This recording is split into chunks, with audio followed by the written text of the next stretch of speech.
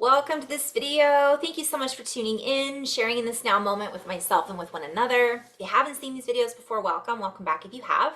My intention is unity and oneness and the highest levels of love light. I want to just do a little energetic update and talk about some of the things I've been seeing in the collective experience. Talk a little bit about the full moon, the full blue moon that we just recently went through, the Lion's Gate. So this is going to be like a post full moon, post Lion's Gate portal share. Although ironically, from my perspective, we're still experiencing those energies. So I'll talk a little bit about that as well. And I'll probably go into a little bit of flow with the guides. So if you haven't seen these videos, did I already say welcome back if you have? So welcome. I'm just utilizing, I had a Kundalini awakening years ago, and it launched me into kind of having all my clairs open, clairaudient, clairvoyance, clair. So I see, feel, hear energies in this, let's call it soup of consciousness that we all exist within. And I utilize my own abilities to read the field to kind of just express from my perspective in the best way that I can what's happening in the field. All of us have these gifts. All of us have these abilities. We just tend to, some people have a stronger sense in one ability versus another. And sometimes those abilities don't come online until later in life. And other times we've had them since we were kids and they never turned off. And in my case, we have them when we were kids, we turned them off and then they turned back on. So I just wanted to kind of share that. I don't know if I've really ever expressed that. Maybe I have years ago in some of my older videos. So when I'm reading the field in most of these videos, I'm doing a collective reading, but I'm also sharing through individual sessions. So if I have a session with 4 or 5 people and they're all experiencing very similar things, have similar questions, etc., that's a really good indicator that that message is good for the collective, not just for one person. Obviously, if it's an individual relationship question, that's something different. But I can learn from every time I work with someone what could be valuable to assist others with that information. So I'm always learning. And that's one of the messages that's coming through is we just had all of these, sometimes we go through these massive waves. And let's just talk about that for a moment. Really thirsty, body quakes. I call them body quakes, where the body just starts vibrating. Mostly for me, it happens when I'm laying in bed and getting ready to go to sleep. I might fall asleep and then wake up and it's like somebody's, I'm on one of those, if you've been on a power plate, I call it the jiggler. It's just, you're being shaken. It's a body quake instead of an earthquake. Or that sometimes happens to me right before bed. Sometimes it can happen in the middle of the day. Sometimes we might feel like we have trouble sleeping in general. We might be wide awake. Patterns are disrupted. We might be having feelings like we might be seeing things out of the corner of our eye, right? And by the way, that's not necessarily clairvoyance. When you see things, that's usually through the third eye, through the pineal. I can close my eyes and through my clairvoyance, I can see pictures or see, loved ones that have passed on, things like that. But when you're actually seeing things like an auric field, maybe beyond the veil, so to speak, that is slightly different. I really don't know what the name of that is. And I'm hesitant to even label any of this because quite frankly, every time I label something or think that this is something the way it is, I learn more about it and all of a sudden it opens it up to a whole other definition, if you will. So the messages are, we're really let go of all the definitions, let go of what we thought we knew about how things worked. Some of it will be useful, yes. So don't let go of all of it, but a lot of it isn't necessarily gone. It's just changing. But from what I'm being shown, a lot of it is dissolving to where it won't even be. We'll look at it in 5 years and be, gosh, do you remember when things were so archaic? Or we just won't remember at all because it's irrelevant. We won't be talking about it. I know those are crazy to think about now, but that's what the guides are telling me that is potentially going to look like in the future. We just won't, it won't matter. It's not worth talking about because it was something that no longer is. And we'll be so focused on being in the now moment and also creating our future in that now moment that a lot of the things that we've already worked through, that we've already kind of laid to rest, so to speak, do not need to be brought up over and over and over again. Now, I know some people out there going, well, how are we going to learn, right, from our mistakes if we don't bring up the past? It's not to say that we're acting as if it didn't happen. And it's not to say that in the future we won't have a memory of the past, but it won't hold as much power. It won't hold as much necessarily, maybe not for everyone, but for many of us, this is already happening. And this is another message that's come through. Many of us are not as wrapped up with who we thought we were, or something might have been really important to us and it's just not that important to us anymore. We've somehow become in such a different state or frequency or vibration or whatever we want to call it, that all that stuff that we thought was so important, whatever that stuff is, whether it's an old relationship or an old version of us, I used to be this or I used to be that, or a time in our lives that really made an impact for us, but now it's not really that important, those things won't hold quite as much potency is the word that's coming through. And I'm hearing import. We won't keep importing it in and taking us with us and rehashing it. Now, granted, we're not talking about the birth of a child. That obviously birth of a baby or the passing of a loved one or something that really is a node in our journey. That's not what the guides are referring to. They're talking about things that we're in a transitionary period is what they're saying. So we're still thinking that some of those things are important, but down the road in 5 years, we'll be like, what was that I was so worried about? So that's what they keep showing me. And it's the message is you don't know what you don't know, right? Okay, so that was one thing that there's, the blue moon and the full moon and the Lion's Gate and all this. My guides are just wanting to remind everyone. And by the way, when I say my guides, you guys, we all have guides, if you want to call our guides that. There are layers of reality that we may not be able to see, except for those little flashes out of the corner of our eyes, right? Some people can see them. That are accessible to us through our extrasensory abilities. For a lot of people, those are turning on or becoming more common or happening more frequently, where we get these ahas and we're getting help. We get help from, I call them our team. We can call it source energy. We get it, all comes through this, the indigenous people call it the spirit that moves through all things. If you want to call it that, whatever we want to label it as, angels, right? Elementals, our helpers. And yes, on a compartmentalized individual basis, they all might be a little different.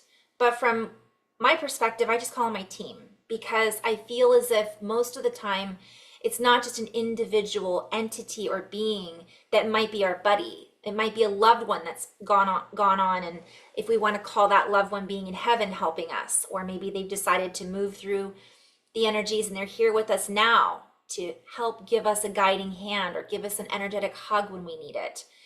But oftentimes they're collectives of those beings because the energies that move through all things don't have to look like something or be attached to a thing that we in this reality, we'll call 3D, 4D, think it needs to look like, sound like, feel like, so on and so forth. So we interpret oftentimes the energies that are in these other realms as a particular look because it helps us to then identify with it and identify it, which gives us more foundation to work with it, if that makes sense. If we identify something as having a color and a shape and, let's call it they're wearing something with a lion on it, we then associate it with, let's say, Leo or power or cat energy or Lyra or whatever it might be, if that makes sense. So I just tend to kind of go a little broader than that because that's just how I roll. So we all have these energies around us, whether we believe it or not, whether we choose to see it or not, or whether we interact with it or not. It does interact with us. Even someone who's very left brain analytical, doesn't believe in any of that woo-woo stuff, they might get a download or an aha or have a weird coincidence. It's actually a synchronicity. And we could just say that's moved through the mathematical vibratory frequency that holds the source frequency code that they're tuning into and mapping into. And maybe that's how they see it. So just playing with that. And I'm being called to play with that and share that perspective with everyone so that we can start to open up to different perspectives, so that we don't have to attach to any particular one definition of how, what, where, when, why our reality actually works or looks. We're being called to be more lucid in our dreaming of this reality. That doesn't mean if someone has something that really works for them and they work with a particular, let's say, archangel, that's great. That's their, right? That's their cup of tea. That works for them and fantastic. We're being called to not judge their experience. And therefore, we feel less judgy about our own experience, right? It's reflection. Okay. So with the moons and the cycles, I really am called to go back to this. I did a video, I think a year or two ago, about like, we just had the Lion's Gate, now what? There seems to be this buildup of energy that comes in around certain times of the year, right? The equinoxes and the solstices and the Lion's Gate, which, if you guys don't know what that is, it's just a period in the month of August every year. I want to say even the beginning of July or the end of July, but anyways, astrology is not my I don't really fully understand how to explain it, but I'll just say it's a lineup where things align. The sun, the moon, the stars align in a particular pattern that essentially gives us a little boost of energy. And from a quantum field, everything is connected. So why not, right? I get a lot of people that may not believe that. That's fine. If you don't believe that, you have your own beliefs, your own set of systems. From my perspective, I feel it. I dream in astrology. I dream in gene keys. And my friends Candace and Jess have pointed that out, which I didn't know. So we all get information in different ways. So I'm just hearing, don't discount the information that's being received because it seems too whatever, nonsensical, whimsical, too big, too little. Utilize it all. I'm getting goosebumps on that. Some of us are getting flashes of memory. We're having dreams of other lifetimes. This is all part of the journey, having fun with it and recognizing that these things are happening without necessarily having to label them, is another message that continually comes up. So now that we've had this moon, and again, the moon cycles and the sun cycles are really, if we just pay a little bit of attention to them and just take it with a grain of salt. I'm not sure where that term came from, but essentially we can utilize these points in time, beyond time really, cycles, patterns that our body actually chemically responds to. Our body chemically responds to what's happening with the sun. Our body chemically responds to things going on inside the earth. And I'll use animals as an example. They know when there's an earthquake. They know when there's a storm coming, right? They sense it. We have that capability too. We just haven't been using it. It's been offline, so to speak. Well, that's starting to come online, which isn't always fun, by the way. I'm very sensitive to lightning storms. I love lightning, but boy, oh boy, it's even harder to sleep. It can be very disruptive to my nervous system. So I have to go above and beyond to do other things to balance that out. So I'm bringing that up because some of us might be starting to become very sensitive to solar activity where we weren't before. We might be sensitive to the moon. We don't know why. It's a full moon. Why can't I sleep? Look it up. It's a thing. More car accidents, more babies born, more hospital visits, more arrests. There's a pattern. Something happens with this moon, the energy. And I will share, it's always important to reset our diet sometimes. I talk about it a lot because I've had a lot of issues. I have a lot of things that come up within my own system where my body just resets and is like, well, you're going to have to start fresh. And I have to figure out what that means for me. And I will say it's very frustrating from a human standpoint. I like certain foods, right? And a lot of times I hear, well, don't fix it if it's not broken. But it sometimes can be broken and we're just acting like it's not. So we're being called to ask ourselves, how is my body really feeling? Do I need to take a break from dark chocolate? Do I need to add dark chocolate? I'm using these as examples. But the full moon situation, it's important to recognize heavy metals and parasites, right? Heavy metals and parasites are more active during certain cycles. So maybe that's a good opportunity for us to ask ourselves, why am I feeling this way? Do I need to maybe look into checking my body out for, by the way, we all have parasites. It's not a negative thing. But if we've been eating sushi our whole lives, right? Oysters, things that are full of heavy metals and things like that, and we are having some issues, maybe that is a good time to investigate, to ask, what could I be doing to further support my body during this time?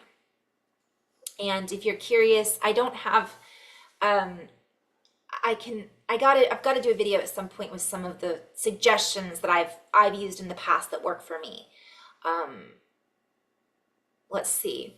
Well, I'll have to do that at some point. Just do your own research. I know that that's another thing that's coming up is a lot of people don't want to do the work. They want somebody to remove this for them. They want somebody to do the work for them. They want to be cleared. They want to bypass doing the work themselves. And that might be a whole other video as well. Sometimes that helps. Sometimes it works. But from what I see in those particular cases, it's only temporary. Of course, everything's is temporary. So, hey. Okay, so we have lined up with I'm being shown, hold. Okay, so what I'm trying to share is what I'm seeing in the way of portals. And I like to use this picture behind me that I took on a wall. So it's all sacred geometry. And these nodes are, if you think about it, we're lining things up planetarily. But this also happens in our bodies. So our bodies line things up. And there's certain parts of our body that are more in alignment with certain planetary alignments. And I know that sounds woo-woo. And maybe it is, but this whole channel's woo-woo. So let's just take a moment and take a step back. When we have certain planetary movements, if you think about it, everything is quantum. So we have quantum entanglement. When somebody does something and makes a movement, I think of the air is like the ocean. And it's ether, right? Ether, I always mess that up, but essentially it's not, it's an element. So as we make a movement, if you think of dolphin making a bubble, that moves through the water, right? That sound moves through the water. This is how whales and whales, well, besides the magnetics in the earth. Okay, where do I go with this? Bottom line is the magnetics, the electrical signals in our bodies, and energy, it's like I'm hearing location. So when we have these portals that open up, it creates this like sounding beacon inside of us, and it can stimulate certain things inside of our body, our nervous system, our chemicals respond to it. And that's my easiest way of kind of describing what happens to us during certain cycles. It's also an energetic movement because of the collective belief system around it. So if we collectively believe that something is a portal, and we all project our energy and our intention, where attention goes, energy flows. They've proven this in heart math. They've proven it in scientific experiments that with our projected intention, we create a pattern or a frequency in that water, in this oxygen, in this ether, and it creates momentum. And that momentum is palpable. We can feel it. We respond to it, especially with our extrasensory system. So we respond to that pattern, we're simultaneously creating the pattern. So we begin to open to certain nodal points, and I'm being called to play with this because it's relevant. So there's lots of different meanings, but I'm going to use just, if you just look at tech target, a network node. So we're talking like more of a computer, is a connection point in a communications network. So that would be a really easy description. We just had a node. We hit a node in the astrological alignment, connected with a node in our body, which is a connection point in a communication network. Well, what is our communication network? Our galaxy, our solar system, our solar system, our bones, our synapses in our brain, all of it is a communication. Our body is constantly communicating with other parts of our body. So if our body, as within, so without, is a constant communication point full of nodes and networks, so too is the earth, because it is a body, right? The rivers, the mountains, the crystals inside of the earth, like the bones inside of our body that are semiconductors, that are conductors, and playing with that a little bit. But so is our galaxy, right? So all of our planets are all bodies that are held within this frequency or plasma or whatever we want to label it as. And all of it has an element, well, we're all made up of the same elements, of communication with one another. We hear certain planets making certain sounds, right? And we hear these radio signals, if you will. The earth has a sound. If you look at cymatics, the planets make a certain vibration, which if you load that into a cymatic system, has a frequency and a sound. If you look at, is it Saturn, I believe, has a hexagon on the planet, the shape of a hexagon. Is it a pentagon or a hexagon? So don't quote me on that, but sacred jump. Let's look it up so I don't screw it up. Yeah, it's a hexagon. So 6, right? 6 angles. Hey, if you guys don't know what that is, look it up. It's kind of cool. So it talks about NASA has an information on it, and there's lots of conspiracy theories around that, but whatever you believe, I'm not here to prove or debunk anything, but essentially they're calling it a hexagonal a cloud pattern in Saturn. So these are cymatics, they're sound, and again, I encourage you to look up cymatics if you've never seen it before, CYMATICS.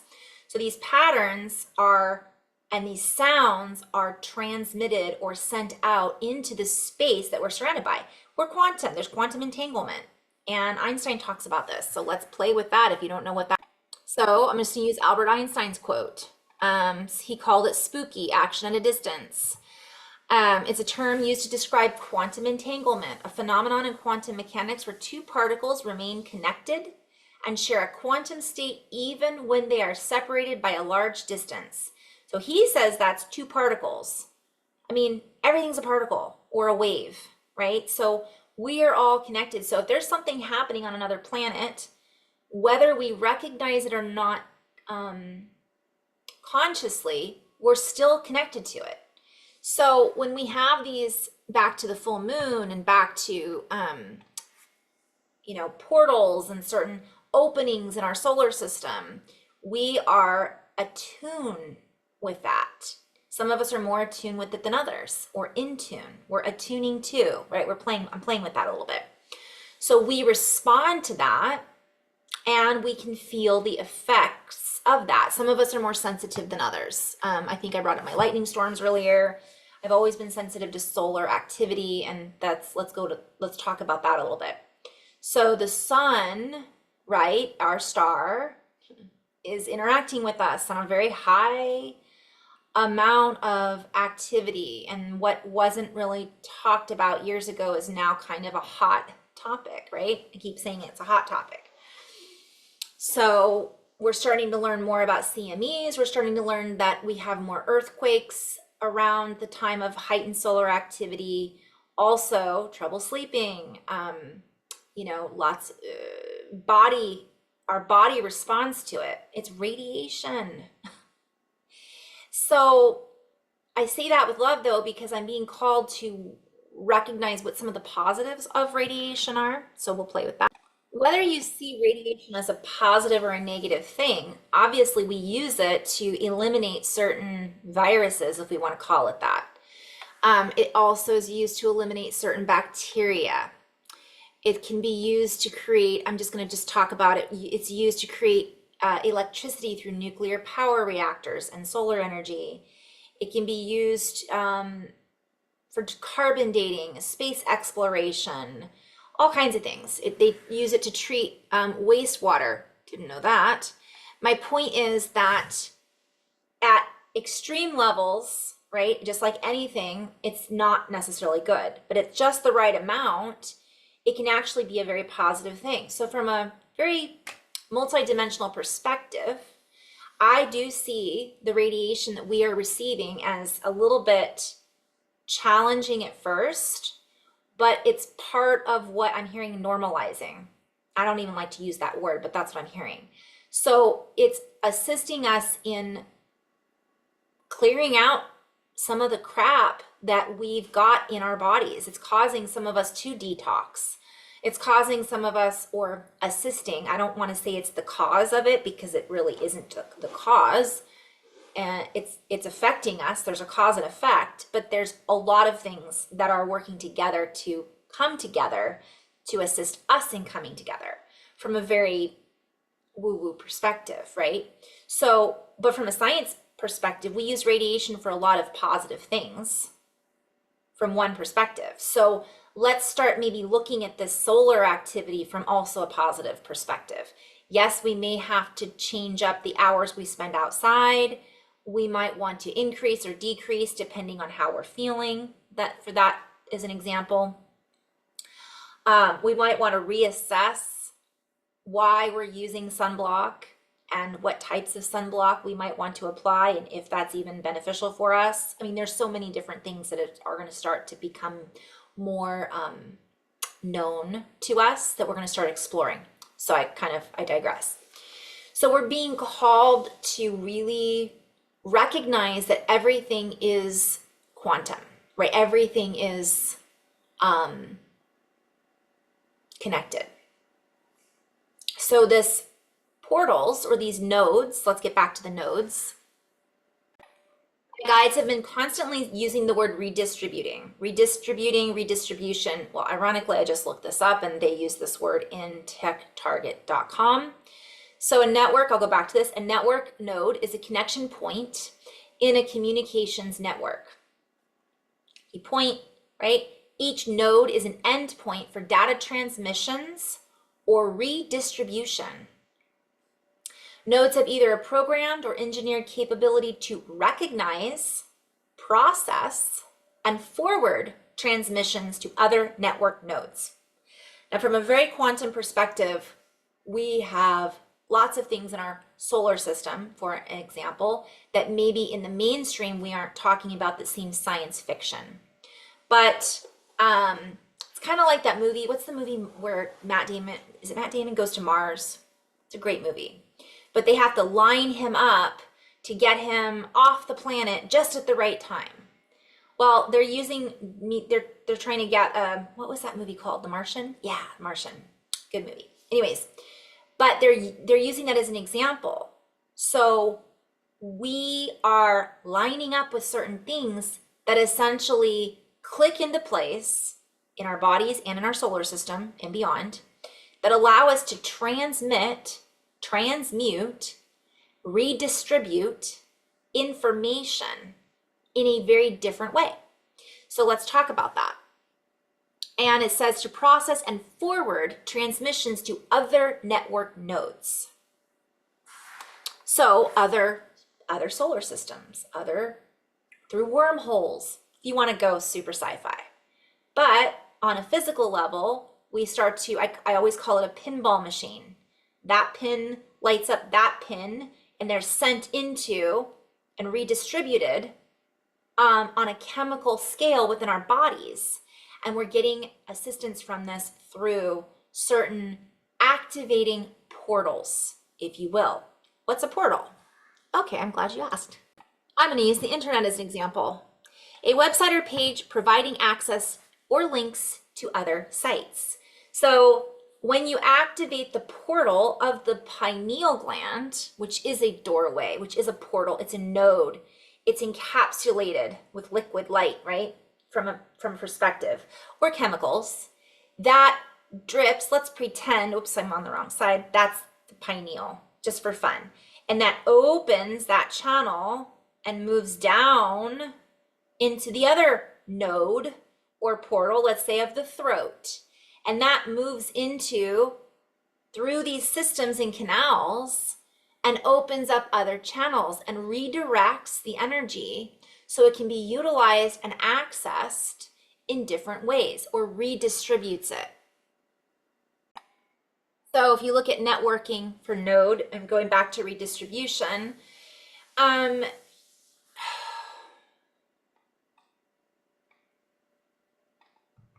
just going to play with this for a second.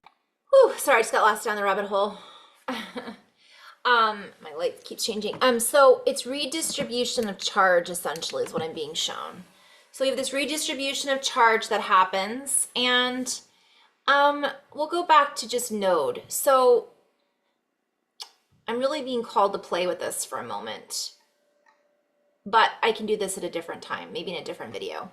I'm trying to keep it simple. So essentially we have this redistribution of charge, and that charge is able to move through our bodies at a different rate or variance is what I'm hearing, rate variability. So it increases our ability, I'm hearing it increases our application speed. It enhances our ability, I'm hearing our notice. So when you notice something, and that's a play on words, like when you receive a notice or you notice something, right? And I'm hearing note, I see. It enhances our system and it increases our charge and it increases our ability to access more. And this is part of what we're doing as we go through this ascension, or if you want to call it evolutionary process. So we are receiving these transmissions, right, if you will, and essentially we're moving through our reality in a very different way. I'm just seeing it gives us different access points that we didn't have before. It allows us to have, I'm hearing, to make shortcuts. So it's not that we're bypassing, we're actually putting together 2 points on a map, and we're combining that information, we're combining that frequency charge. And then what happens is we're able to take a shortcut and we get out of the traffic jam, we get out of the cog on the wheel, and we create a new, it's not a synapse, but you know when a synapse creates a new branch. So we create a new branch on our map, and then we're able to store information slightly in a different pattern. We're able to process information differently. We're able to regroup, reorganize, whatever word I was using earlier, redistribute. So this allows us to amplify our charge and amplify, I'm hearing, our speed of rotation. So that reminds me of a spin, right? So this comes back to coherence. This comes back to anu. I said earlier in a channeling that I did ANU. So it's that slip knot. And I'm being called to go back to the heart and reminding everybody that the heart is not a pump. It's actually it's twisted. It's spiraled around. It is it's a spiral. You guys can look that up in anatomy. It's kind of cool. It's fascinating. I'm not saying it doesn't pump blood or whatever it does, but it's not just a series of pumps. It actually moves in a spiral. It's bound up in a spiral, and that's how it processes. So that's a whole other video. But I'm hearing it's a wave, right? So where am I going with that? So a lot of the energies that we're feeling, so some of us might be going through heavy processing. And this is, I'm hearing pump up the jam, pump up the jam, pump it up. So yes, we're pumping it up, we're filling it up. The energies that are coming in are assisting and pushing things in a different direction, changing course. So that's a lot of what many of us have been experiencing, feeling at a rapid pace. I mean, that's kind of all I wanted to talk about. So where else? I'm going to look and see kind of what some of the other questions that have been coming through and maybe share that in a separate video. Okay, what I'm being called to talk about now is what's next. Because a lot of people go into this space of, we have all this hype, we have all this forward momentum, and then we're already ready to leap into the next node point. So what I'm being called to say is transcribe what we've already downloaded. Take a moment, and I'm hearing, write down what's noteworthy. Take notes, write down what we're feeling, write down our ideas, get creative, use that and see that we've just had come into us, through us, and moved through us. Use that and see that as abundance. See that as an abundant state of receiving, interpreting, and sharing our own journey, experiences. Maybe we feel like we're wanting to reach out to people we haven't reached out in a while. Maybe we feel like we need to go into a quiet space and not reach out to anybody and just journal there internally, or record how we're feeling, or maybe get a really great book and read that, but really appreciate that right now. Because what I'm hearing is we've already processed so much that I'm just seeing people running on a treadmill, waiting for that next high, looking for that next leap, expecting something else to come in when we've already had this massive energy that's come in. It's here now. So utilize this and use it as a launching pad, but be in it now, because it's not something that we're here to overlook. What is that something? What we're feeling, what we're experiencing, the ahas that we're having, the little moments that were meaningful to us, even the difficult moments, really processing that. Doesn't mean we have to take it with us as baggage. Doesn't mean we have to, I'm hearing beat a dead horse. That's a terrible saying, but that's what I'm hearing. But we are being called to just take a moment, recognize that two nodes have come together and joined resources. See this as a very resourceful time and an opportunity just to let that energy sink in, so we can sync up with the future that we do want to create. My lighting is going a little crazy right now, but we've got some weather coming. But that's kind of the message that's coming through. I'm going to go into a little bit more depth with what comes through energetically in a channeling.